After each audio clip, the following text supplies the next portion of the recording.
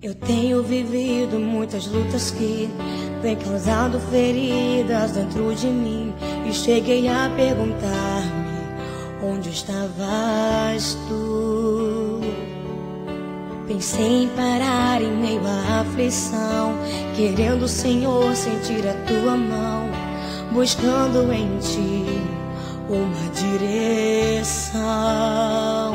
Mas aprendi que na vida tudo tem um sentido, e descobri que sempre queres o meu bem, e que ao final será muito melhor o que virá.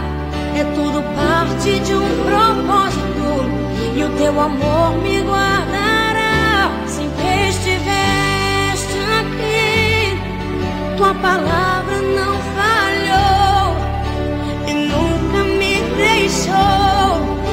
Descanso minha confiança em ti.